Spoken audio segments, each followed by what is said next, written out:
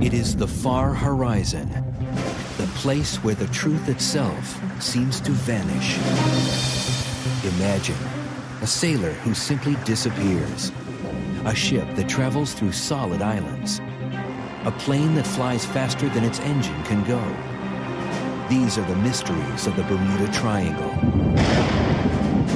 Once, researchers simply dismissed them, but now, new discoveries, brand new scientific theories are starting to explain what may be happening in this sea of lost ships.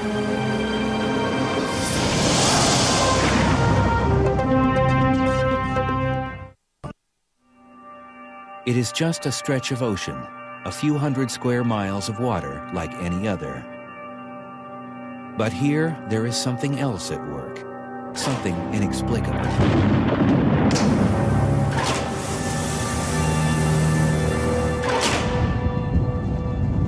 In the geography of legends, the Bermuda Triangle is a territory strange and forbidding. Over the past century, it has claimed more than 1,000 lives. Freighters and sailboats, airplanes, vanished with nothing left behind. No bodies, no wreckage, only a mystery. For one young man, the triangle would hit home in an all too personal way. On a December evening more than 30 years ago, a father would set off into the Bermuda Triangle and never be seen again. His family would search for years, but they would not find him. When something like this happens, your first instinct is to try to get over it or forget about it, but you don't. For 3 decades, Michael Burak has been searching for his father, trying to find some kind of explanation, some long-lost clue. Dan Burak was a successful hotel executive, the family home, a secluded mansion on Miami's intercoastal waterway. This is where I used to live. There's the dock where my dad used to keep the boat. Dan's pride and joy was a 23-foot cabin cruiser, aptly named the Witchcraft. He loved to maintain it and to take his family out fishing on weekends. But on December 22nd, 1967, just a couple of nights before Christmas, something went wrong.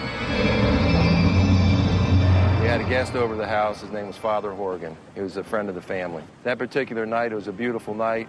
The sky was beautiful. The ocean was beautiful. So my father decided to take Father Horgan out in his boat to show him the skyline of Miami. Michael wanted to go along, but it was already 9 o'clock, time for bed. I watched my father, Father Horgan, leave the dock, and that was the last time I ever saw him. Later on, I heard a tape of the conversation that my father had with the Coast Guard. This distress call took place about a mile off Miami's shore when the boat suddenly ran into trouble.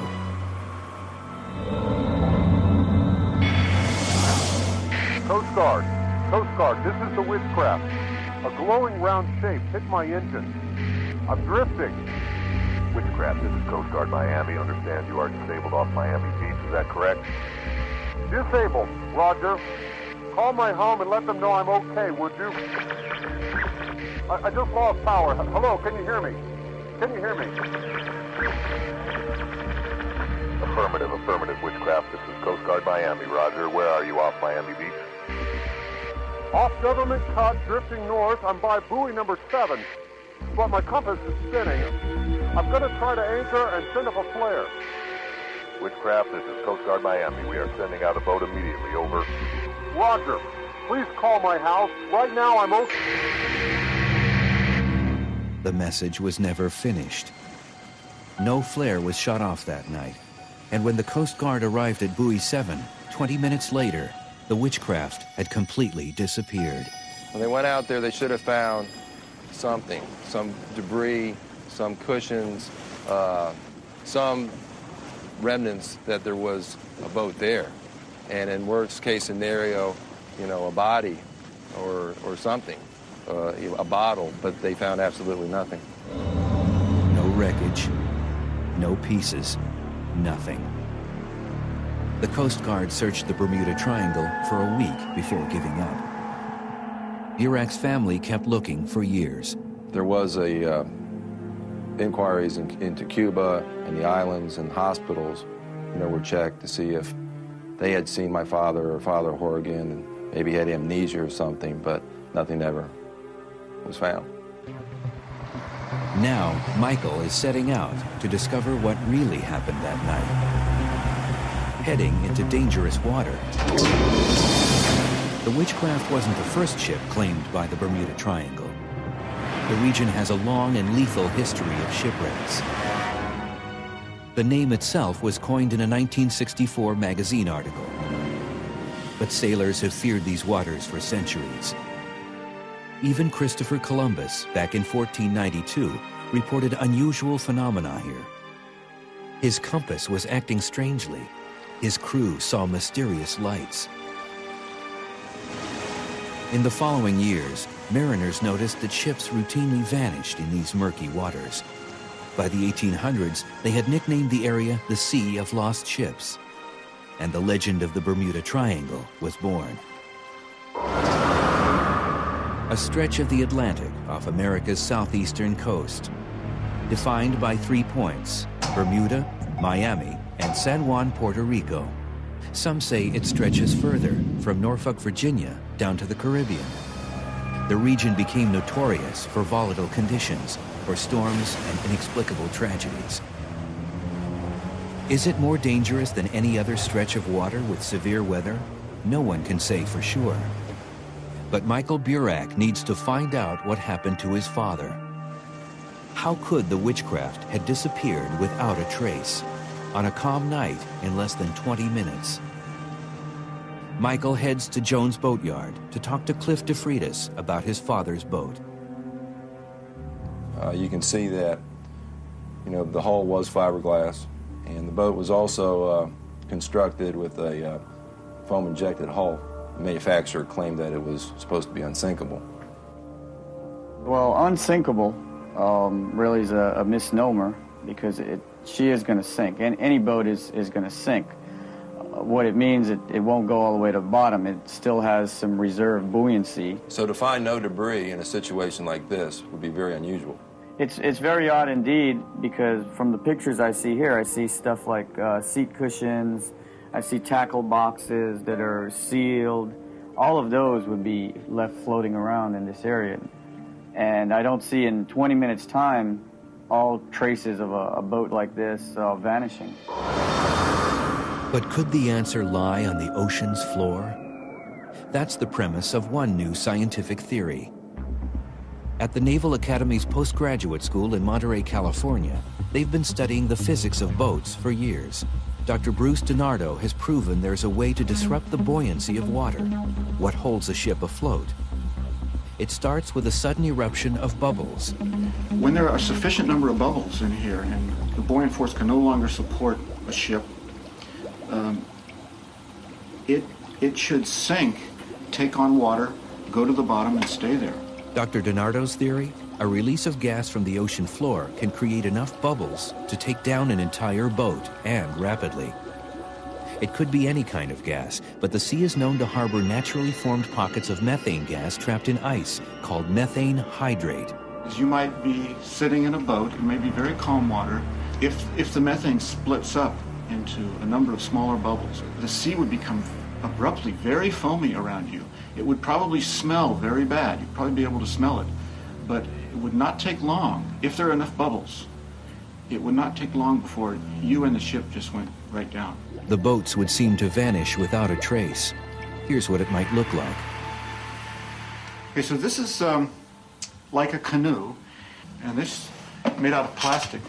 This should very easily float. In fact, I expect it'll sit high in the, it sits very high in the water. Okay, so let's turn on the bubbles now.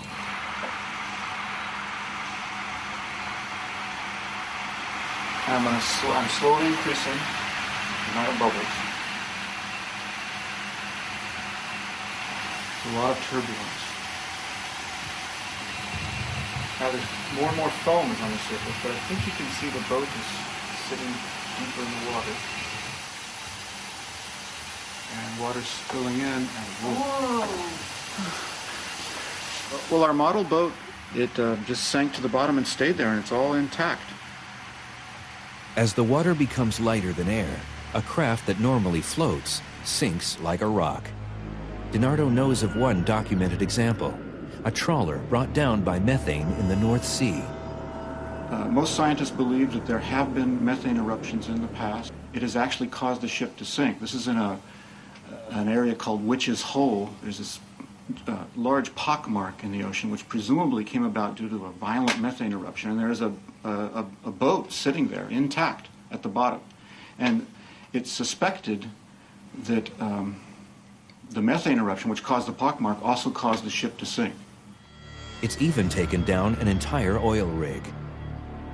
One of the richest methane pockets in the world has been reported on the northern edge of the triangle, not far from the area the Witchcraft went down. Marine geologists from NOAA and the Department of Energy have already begun examining these methane pockets to learn more. I've heard a lot of people who go out in the ocean tell me, oh yeah, it happens all the time. Oh yeah, we saw these bubbles and we smelled the methane. We have taken what we feel is a first step, just a controlled experiment in the laboratory. We really have to leave it to other people who are knowledgeable about what goes on in the ocean, I think, to take it further. For Mike Burak, it's a start, a direction his investigation can take over the coming days. But other mysteries, it doesn't begin to explain. Like the airborne ones, dozens of planes that have gone down in the Bermuda Triangle. The most famous, the strange disappearance of Flight 19. It was a routine training mission just after World War II. A flight of 5 Navy Avenger planes heading out of Fort Lauderdale. December 5th, 1945 had dawned bright and sunny. The flight was going fine until the team reported back. The sky looked strange. They were having navigation problems. Then suddenly, communication with all 5 planes was lost. So the Navy sent out a larger plane, a rescue flight with 13 men on board to search for them. And that plane disappeared too. The Navy was left to mourn the loss. 6 airplanes, 27 men who would never be found. Hundreds of planes have vanished in the triangle, and it hasn't stopped. Coming up, one woman takes us straight into the vortex. Lots of people talk about the strange phenomena of the Bermuda Triangle, but few have actually encountered them. Like this woman, an eyewitness to one of the most baffling incidents in the Florida skies. Someone who faced the triangle at its worst and survived. On March 30th, 1995, private pilot Carrie Trantham nearly died in the airways above the Bermuda Triangle. She's come back to confront her demon and to find out why her life almost ended that night. Hi, nice to meet you. Nice to meet you too. Are you ready to go fly? I'm ready. Let's go. Carrie wants to revisit the spot where she dueled the triangle, but only if professional pilot Stuart Hanley is at the helm. The experience as a whole has been something that has been with me for years. It's something every time I get into an airplane I think about. Carrie knows the history of the region, the flights to nowhere. December 27th, 1948, Captain Robert Lindquist was heading a commercial flight from San Juan, Puerto Rico to Miami, Florida. A flight packed with vacationers returning home. 50 miles from their destination, they radioed in. But when the tower called back, it got no reply. The plane had simply vanished from the sky. Investigating officials worked furiously to discover how a seasoned pilot could disappear on a clear night. Search parties scoured the area where the plane was assumed to have crashed, but not a single trace was ever found. As for Carrie, her journey began 8 years ago in Daytona Beach. She had flown there to visit her daughter. As she prepared for the flight home to Key West, she discovered a storm was moving in. So she plotted a different route, one that would keep her well out of danger, or so she thought. What she hadn't counted on was the fact that this route took her straight into a corner of the Bermuda Triangle. Traveling across Florida to Tampa and down the west coast, it was an easy trip, at first. The clouds were behind her and clear skies ahead. Things were looking great. You know, I could see the lights of Miami, and I was just totally amazed. It looked so gorgeous. Then, in one terrible moment, everything changed. All of a sudden, it was like somebody threw a blanket over the airplane. I was in total darkness. The plane began to buck across the sky. Then things got really scary. I looked at the instruments and they were going crazy on me. The attitude indicator was wobbling all over. It looked like the compass was going in circles, and I wasn't sure if I was upside down or right side up. I was petrified. I was scared to death. In fact, I panicked. Carrie did the only thing she could. She called for help. Help, can anybody hear me? I tried 5 or 6 times to make radio contact, but nobody responded. I felt very scared and very alone. Alone and lost, and low on fuel. Was it all just a storm or something more? How could anyone explain what was going on? Stephen Walton is a professor of astrophysics at Cal State Northridge. He's spent decades studying electromagnetism at work. Electromagnetics is one of the basic forces of nature. You can't see it, but its effects are everywhere, from the aurora borealis to right inside your house. Almost all of 20th century technology is based on electromagnetism. The Industrial Revolution was made possible by the discovery of electromagnetism. The Earth generates electromagnetic fields. They crisscross the planet. What I've got here is just a plastic box that has some iron filings and a light oil, so they're free to move around, but they don't make a mess. If I put a bar magnet down on my overhead projector, and then put the box with the iron filings on top of it, you can see the iron filings start to move in response to the magnetic field of the magnet. If you look at any textbook drawing of the Earth's magnetic field, it represents the Earth's magnetic field as if it had a magnet like this one at its center, with the magnetic field lines coming up out of one pole and going in through the other pole. It's not literally true the Earth has a bar magnet in the middle, but it's a pretty good metaphor for the Earth's magnetic field. Some places on Earth have much stronger electromagnetic and geomagnetic forces running through them. The Bermuda Triangle is one of those areas. These strong magnetic fields can have a strange impact, from odd climactic conditions to unusual fluctuations of radios and electronic gauges. A sufficiently strong electromagnetic field can have a serious effect on any kind of electronic equipment, if it's sufficiently strong. And it seems that was just what was happening to Carrie Trantham and her little Cessna. Inside her cockpit, she was living a nightmare. Her instruments were going crazy, and her plane was being buffeted from side to side. Things were getting bad, and they were about to get a whole lot worse. It's either get this airplane in level flight or I'm going to end up in the Gulf and nobody will ever find me.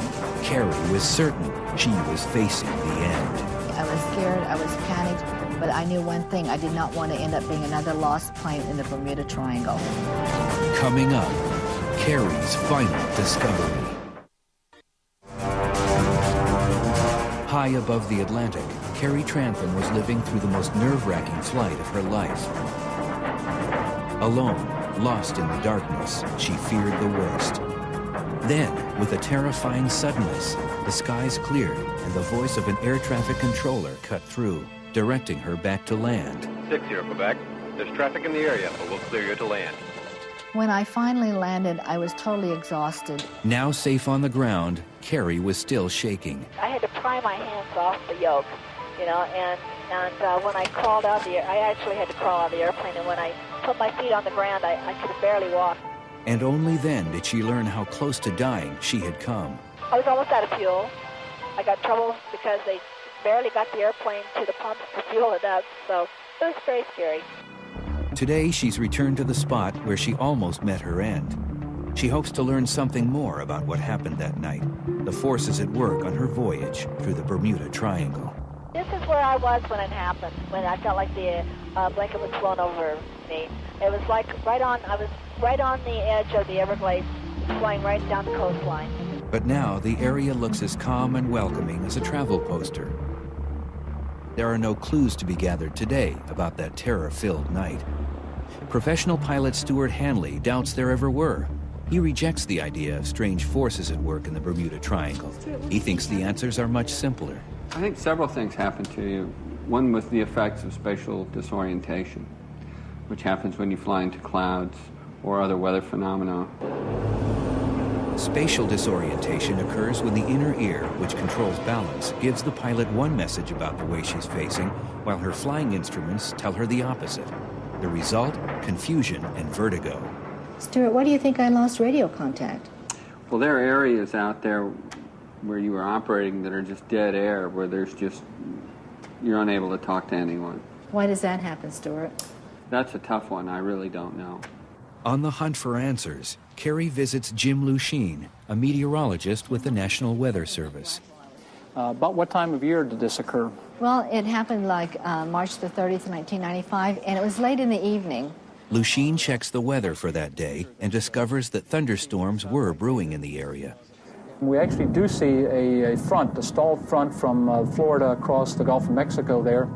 Carrie insists she was ahead of the storm, that the skies before her were clear.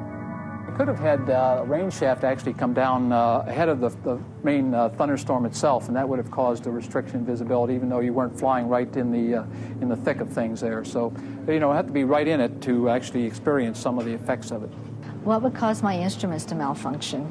When you get a thunderstorm, that causes quite a bit of electrification of the air around it. And electromagnetic radiation can cause deviations of compasses and other types of instruments. The lightning actually can extend out to 10, 20 miles away from the actual thunderstorms themselves. Canadian scientist John Hutchison has been experimenting with this kind of electromagnetic phenomena for decades. I've been studying electromagnetism for many, many years, 30, 40 years, about that, I think. And always fascinated by its effects. This kind of stuff is like little doorways into nature where you can't see it, but you can hear it. Over the years, he's accumulated a strange and wonderful assortment of gadgets to study the unknown effects of electromagnetism. And working alone in this isolated lab, he's gotten some surprising results. Startling findings that even seem to defy the understandings of conventional science. His work has been labeled science on the fringe, but governmental researchers are still trying to puzzle out the significance of these experiments. Using only strong electromagnets, Hutchison has been able to make objects levitate and shoot up into the air, crush steel, snap iron bars in half, without ever touching them. This has become known as the Hutchison effect. The Hutchison effect was an accidental discovery I made. It's levitation, things turn transparent, stuff floating across the room, metals turning into other materials, metals falling apart. It was once called the Pandora's box of magical tricks. How does this work? How do invisible waves cause objects to move and snap? To many, it might seem magical, even bizarre. But to Hutchison, there are a lot of things we can't see that are real all the same.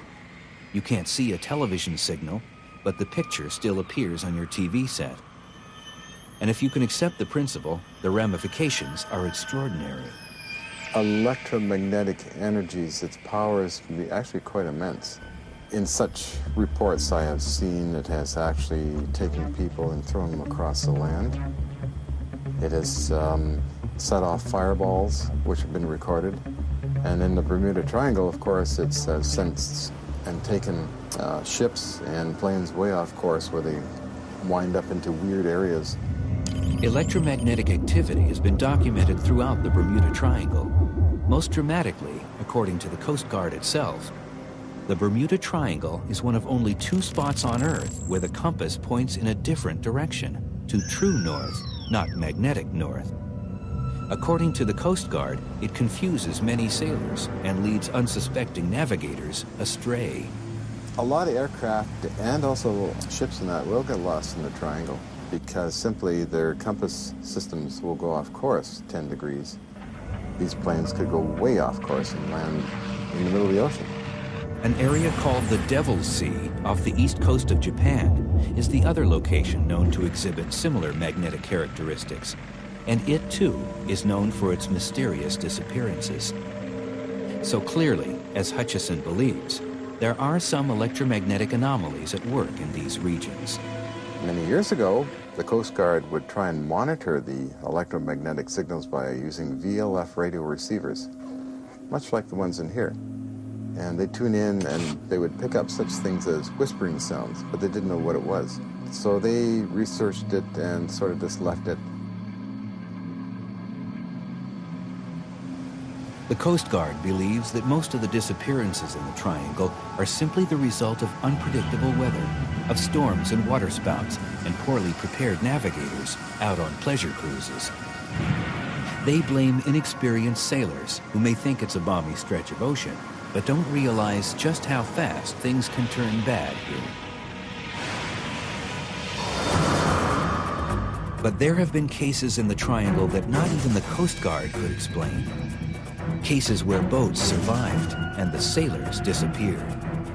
When we return, the strange tale of the ghost ship, the boat that sailed home without its captain. A ship that vanished, then reappeared a week later, hundreds of miles away. A sailor who was never seen again. Events terrifying and inexplicable.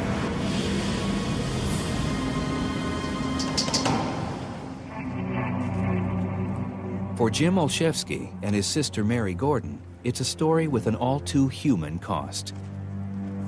Our brother Tom disappeared in the Bermuda Triangle on June 8th, 2001.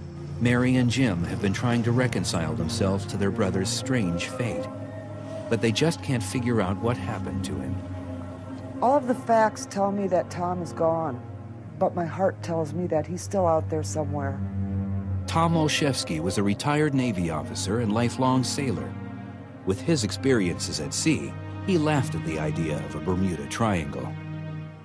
In 1999, he and his girlfriend Betsy retired and decided to fulfill their lifelong dream of sailing around the world. Their home was the Tropic Bird, a luxurious 39-foot single-masted sloop moored in Trinidad. When Betsy became ill in early 2001 and flew to Annapolis, Maryland for treatment, Tom made plans to sail up to join her. When I heard that he was going to go single-handed, I was a little bit concerned because I'm not a sailor, although Tom had every confidence.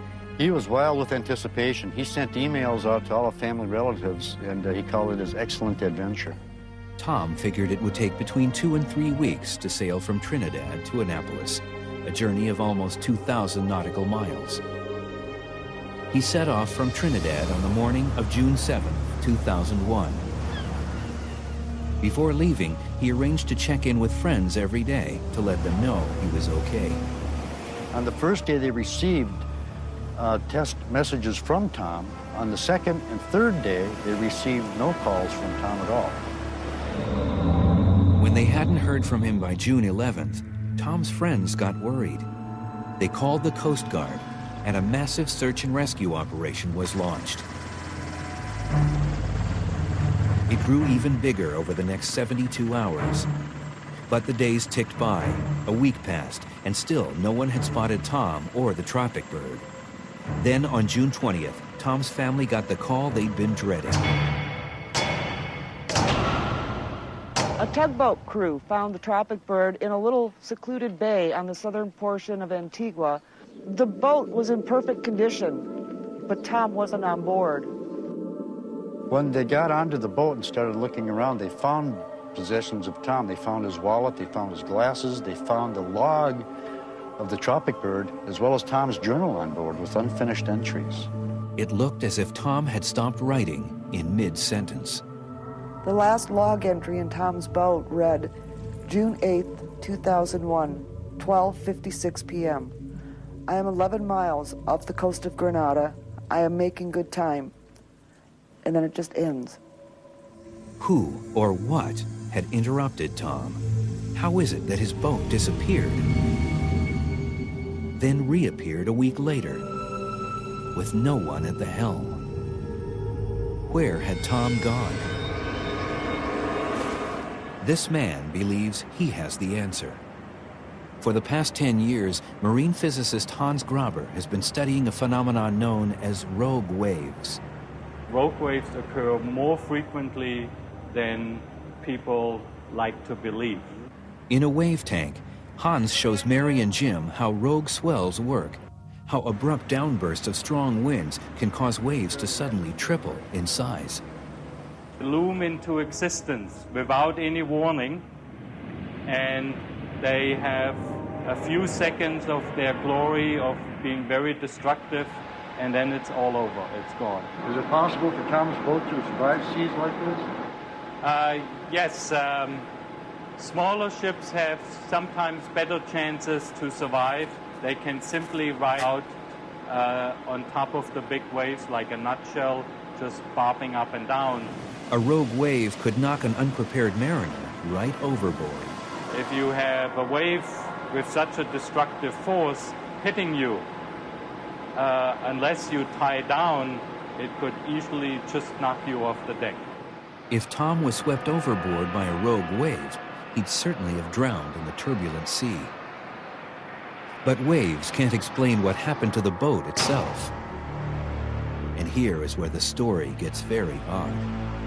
For with no one on board, no captain to steer, the Tropic Bird didn't crash.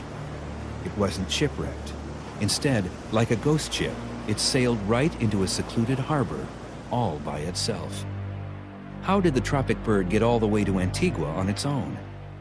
From a last recorded sighting off the coast of Grenada, heading due north, winding through a labyrinth of islands, west of Guadalupe, east of Montserrat, and into a small bay on the north side of Antigua.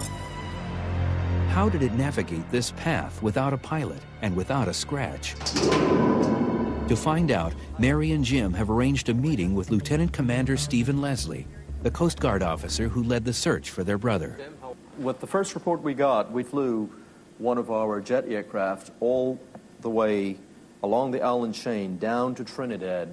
We offset by about 30 miles out and flew that track line back up. Coast Guard rescue planes searched 24 hours a day for more than a week.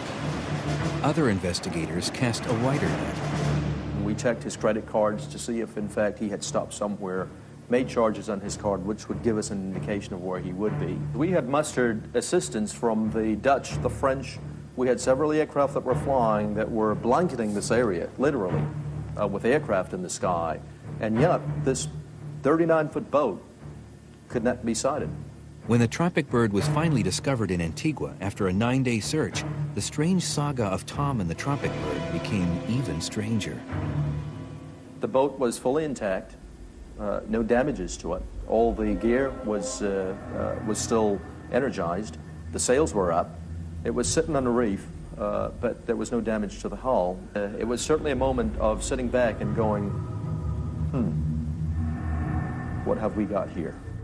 According to the Coast Guard, Tom Olszewski is just another man lost at sea. But it's not that simple to Commander Leslie. Well, in fact, in my mind, there are two mysteries associated with this particular case. The first one is it would have taken him perhaps 2.5 days to 3 days to arrive where the vessel was found off Antigua. So the mystery is, where could that boat have been for 6 or 7 days without being sighted?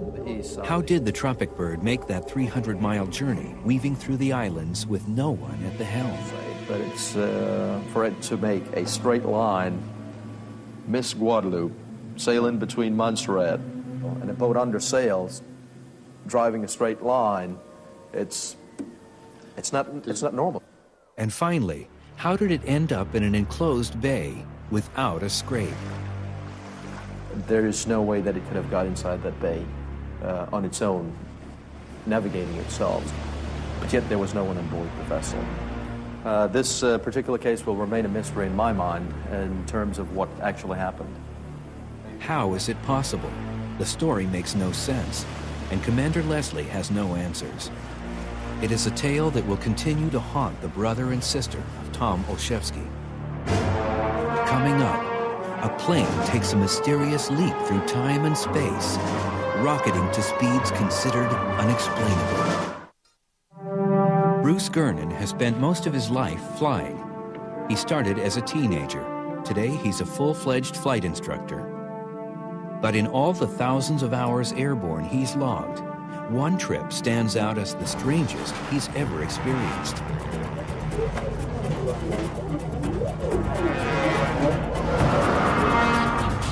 It all happened on December 4th, 1970, in less than an hour. To this day, Bruce has no explanation for what occurred. A flight that took him from Andros Island to Palm Beach, Florida in 47 minutes, with no tailwind, 1.5 times faster than the top speed of his airplane. How did he get from the Bahamas to the mainland faster than his plane can fly? 3,000 feet up in the air, Bruce Gernon is making a pilgrimage to the place where the Bermuda Triangle changed his life. According to Bruce, the encounter was half science fiction.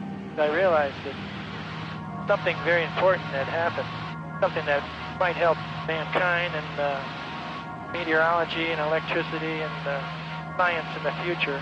So I committed myself to memorizing the flight.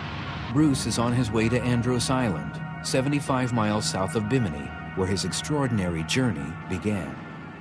It's always been a land of mystery, especially in the Bimini area and Andros Island. And it's in between those two islands where I believe most of this electromagnetic energy seems to form.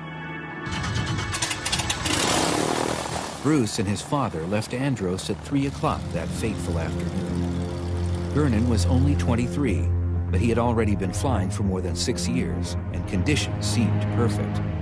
His Beechcraft Bonanza 836 was in top shape, and everything appeared normal for the first 20 minutes of the flight. Then, Bruce came face to face with a vast cloud, rising 50,000 feet up into the air. Even worse, it seemed to come right out of the ocean, which didn't leave him many choices. I couldn't fly under it, and I couldn't fly over it, so I decided to penetrate into it. There was an unusual electronic storm going on inside. It was flashing, kind of like an electric strobe light. The deeper we went, the brighter the flashes became, and the darker it became. Bruce knew he had to get out of this electrical storm, and fast. He turned the plane around and got a nasty surprise. The cloud had encircled him, and there was no way out. I was trapped inside this huge donut-shaped thunderstorm. Bruce thought he had gotten lucky when he saw a tunnel in the cloud, a small patch of blue sky at the other end, miles away. Well, I had been warned about tunnels that form high up in between thunderstorms, and the old-timers used to call them sucker holes. And one flight instructor, he said, "Don't ever try to fly through one. You'll never make it." But he felt it was take the risk or die. He charged toward the tunnel at full throttle and almost immediately regretted his decision. By the time that I reached the tunnel, it had decreased its diameter down to maybe only 500 feet. And when the aircraft penetrated into the tunnel, immediately these strange swirling lines formed the entire length of the tunnel, and they were rotating counterclockwise. Even worse, the hole at the end of the tunnel was shrinking. Bruce shot out of the cloud just in time. It felt like we were floating and yet going forward at a rapid rate. And when I looked back, I could see the tunnel had immediately collapsed, and we had just made it. But as soon as Bruce escaped the cloud, the blue sky he'd been aiming for disappeared. He found himself in the middle of a strange gray fog, unlike anything that he'd ever seen. And just then, all his instruments began to fail. The compass was slowly rotating counterclockwise. The ADF, the automatic direction finder, was also just sort of spinning around. So Bruce used his wristwatch to try to figure out where they were. He'd been flying for a half hour, so he knew they must be getting close to Bimini. He contacted air traffic control in Miami, about 90 miles away, to get their precise location. And they tried to locate us. They were unsuccessful. And we had just installed a new electronic transponder instrument. Shrouded in fog, Bruce waited and waited as the air traffic controller tried to find him. 2 minutes later, the radar controller came back on the radio, and he's like screaming that he located an airplane directly over Miami Beach. Bruce checked his watch again. It was 3:33, just half an hour after takeoff. I told him, no, it couldn't be us because I'm still looking for Bimini, and I'm about probably 80 miles due east. At that instant, the gray fog vanished.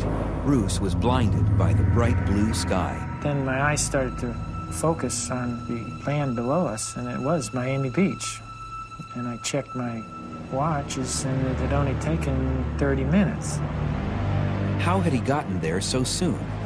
It was 3:47 when Bruce and his father landed in Palm Beach outside of Miami.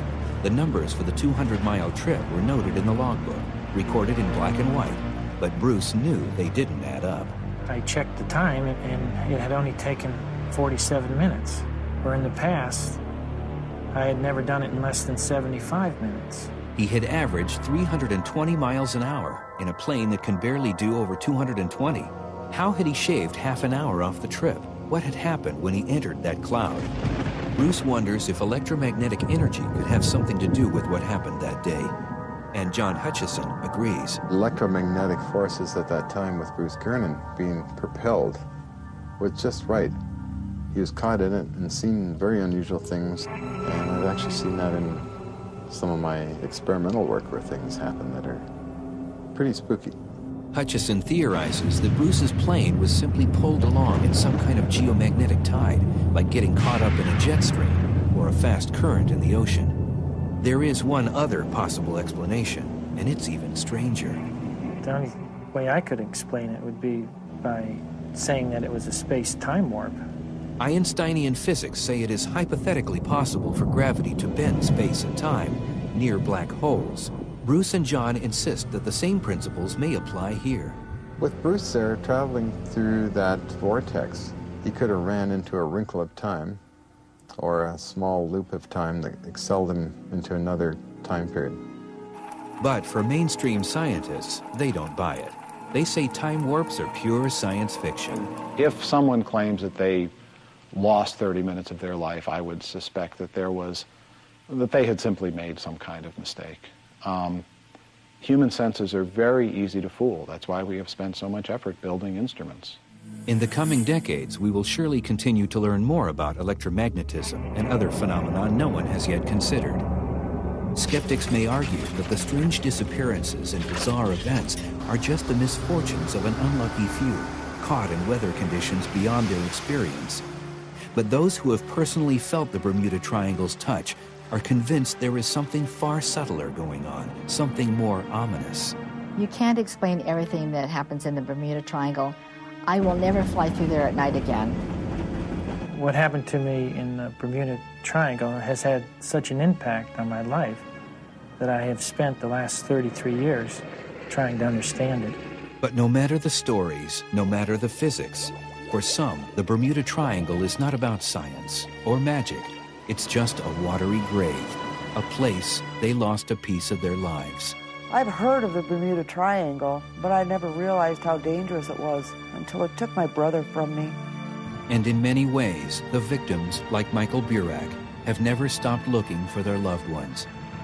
And perhaps they never will. I always thought that if I had a terminal disease or if I knew I wasn't going to live very much longer, that I would get a boat, name it the Witchcraft, come out government cut on December 22nd, and see what happened to my father. In the end, then, the Bermuda Triangle is not so much a place as a question waiting for an answer.